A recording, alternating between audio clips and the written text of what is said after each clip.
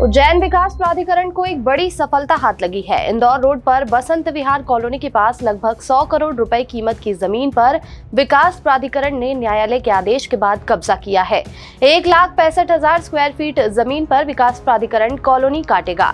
देखिए उज्जैन से मृदुभाषी प्रदेश के लिए अमृत बैंडवाल की रिपोर्ट।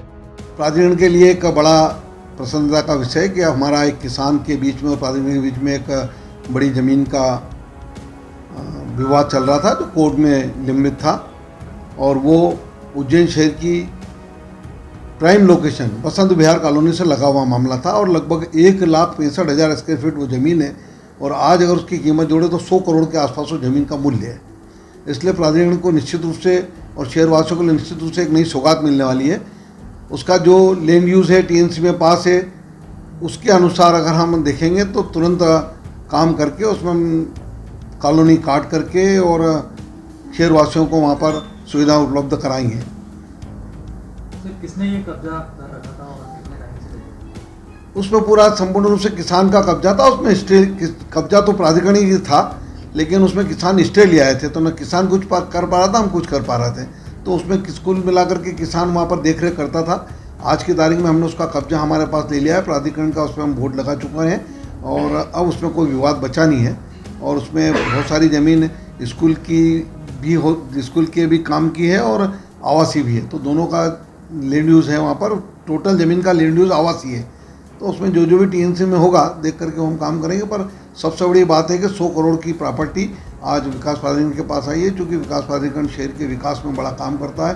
और बसंत विहार जैसी कॉलोनी में उस ज़मीन पड़ी हुई थी तो उसमें बहुत गंदगी होती थी, उसको सफाई करके बहुत जल्दी हम उसके नया कोई भी प्रोजेक्ट ला करके शुरू करने वाले हैं। सर, कौन सा प्रोजेक्ट लाने की तैयारी में? क्या रहवासी क्षेत्र में मकान बनेंगे, यहाँ पे कुछ नया करने? उसमें कुल मिला के लैंड यूज़ तो उसका आवासीय है, पर फिर भी टीएनसी में क्या नक्शा पास हुआ पुराना मामला है, अभी हम उसको टीएनसी का नक्शा देखेंगे। चूँकि अभी सारे हमारे जो स्टाफ है वो उस कमेटी में और उसमें कब्जा लेकर के लेने के लिए वहाँ गए हुए हैं, तो वहाँ पर सब लोग हैं, तो कल हम देख करके उसको जो भी उचित होगा वो काम करेंगे। जो टीएनसी में पास होगा वो काम करने वाले हैं। आज की वैल्यूएशन निकाले तो आज की क्या वैल्यूएशन होगी? मैंने बताया उसकी आज की वैल्यू में 1,65,000 स्क्वायर फीट के लगभग ज़मीन है और 100 करोड़ के आसपास की कम से कम उसकी कीमत है।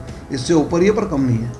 बसंत विहार में लगभग 1,70,000 स्क्वायर फीट की लैंड है, जो कि सिंगल बेंच से हाईकोर्ट में प्राधिकरण के पक्ष में निर्णय नहीं आया था।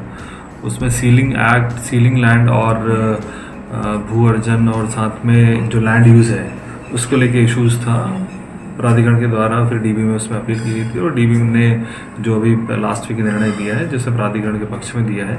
और जो 1,70,000 स्क्वायर फीट की लैंड है वो अब यूडीए के स्वामित्व में है और इसी के तारतम्य में आज उस ज़मीन का कब्जा उज्जैन विकास प्राधिकरण द्वारा लिया गया है। क्या बनेगा? कौन था उसमें चूँकि आदेश जो अवार्ड पारित हुआ था वो यूडीए के पक्ष से पारित हुआ था। जो हम लोगों ने तो एग्रीमेंट किया था वो केंद्रीय कर्मचारी संस्था उसके द्वारा एग्रीमेंट हुआ था। तो जिस एग्रीमेंट के अंतर्गत वो लैंड केंद्रीय कर्मचारी संस्था से हम लोगों को मिली थी और उस अगेंस्ट में हमने कुछ प्लॉट्स उनको दिए हैं।